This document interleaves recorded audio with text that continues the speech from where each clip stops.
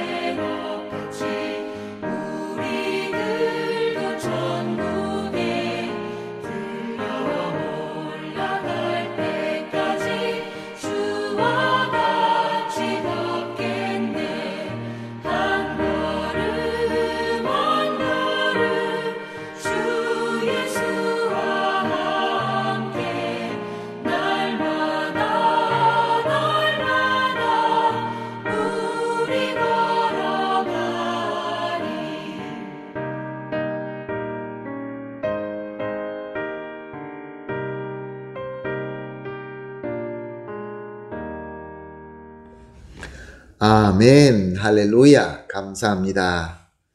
말씀 같이 보겠습니다. 요한복음 7장 1절에서 9절 말씀입니다. 요한복음 7장 1절에서 9절 말씀 함께 보시겠습니다. 그 후에 예수께서 갈릴리에서 다니시고 유다에서 다니려 아니하심은 유대인들이 죽이려 함이로라. 유대인의 명절인 초막절이 가까운지라 그 형제들이 예수께 이르되 당신이 행하는 일을 제자들도 보게 여기서 떠나 유대로 가소서. 스스로 나타나기를 구하면서 묻혀서 일하는 사람이 없나니 이 일을 행하려 하거든 자신을 세상에 나타내소서 하니 이는 형제들까지도 예수를 믿지 아니함이로라. 예수께서 이르시되 내 때는 아직 이르지 아니하였거니와 너희 때는 늘 준비되어 있느니라. 세상이 너희를 미워하지 아니하되 나를 미워하나니 이는 내가 세상의 일들을 악하다고 증언함이라. 너희는 명절에 올라가라. 내 때가 아직 차지 못하였으니 나는 이 명절에 아직 올라가지 아니하노라. 이 말씀을 하시고 갈릴리에 머물러 계시니라. 아멘. 오늘 7절 말씀을 보니까 이렇게 기록하고 있습니다. 세상이 너희를 미워하지 아니하되 나를 미워하나니 이는 내가 세상의 일을 악하다고 증언함이라. 그렇습니다. 하늘에서 오신 예수님께서는 세상의 죄와 타락함을 지적하셨습니다. 그러나 그것을 심판하기 위해서 하신 것이 아니라 회개하라라는 뜻으로 그들의 죄를 지적하신 것입니다. 그러나 세상을 사랑하고 세상에 속한 자들은 회개할 생각이 전혀 없었습니다. 오히려 죄를 지적하는 예수님이 믿고 그를 증오하게 된 것입니다. 1절 하반절을 보면 이렇게 기록하고 있습니다. 그 후에 예수께서 갈릴리에 다니시고 유대에 다니려 아니하심은 유대인들이 죽이려 함이로라. 여기 유대인은 예루살렘을 중심으로 한 지역을 말씀하시는 것입니다. 이 지역에 속한 유대인들이 그들의 다수는 예수님을 미워하고 죽이려고 했다라고 말씀하고 있습니다. 왜 그랬을까요?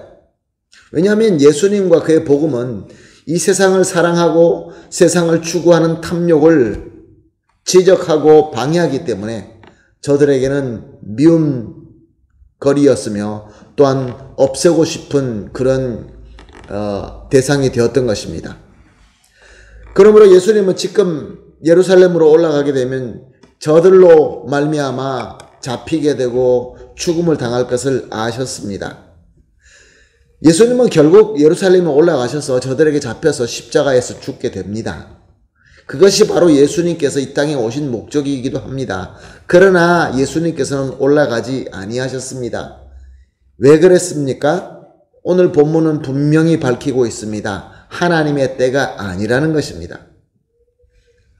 그래서 비록 유대인의 명절 초막절이지만 예수님은 그 모든 절기를 지키기 위하여 예루살렘으로 가셨지만 이번에는 가지 아니하십니다. 그런데 이때 예수님의 형제들이 나타납니다. 예수님의 동생들이죠. 그래서 예수님께 예루살렘으로 가자라고 얘기합니다. 4절 말씀을 봅니다. 스스로 나타나기를 구하면서 묻혀서 일하는 사람이 없나니 이 일을 행하려 하거든 자신을 세상에 나타내소서 하니.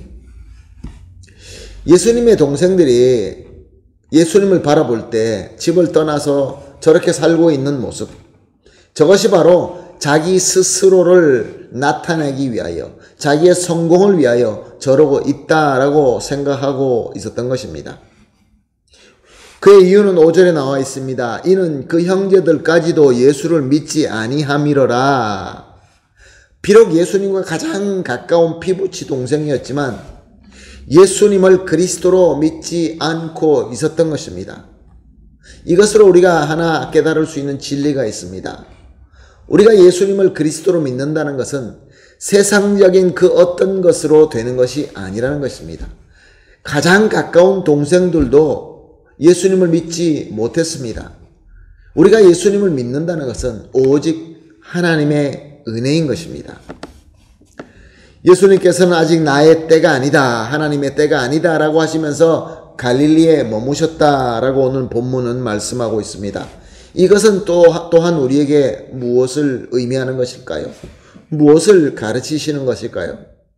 하나님의 은혜를 받고 믿음으로 사는 자는 항상 하나님의 뜻대로, 하나님의 방법대로, 하나님의 때대로 산다. 그런 말씀입니다. 하나님의 뜻과 그의 때라고 한다면은 십자가에 쓴 잔도 마시지만 하나님의 때가 아닐 때에는 갈릴리에 그냥 머문다. 이런 말씀입니다. 이와 반대로 세상을 사랑하고 세상에 속한 자는 어떻습니까? 믿음이 없는 자는 어떻게 합니까? 세상이 흘러가는 대로, 내 마음대로, 내 고집대로 사는 것입니다. 하나님의 뜻과 때는 전혀 상관하지 않습니다. 그저 내가 원하는 대로, 세상이 흘러가는 대로 하는 것이죠.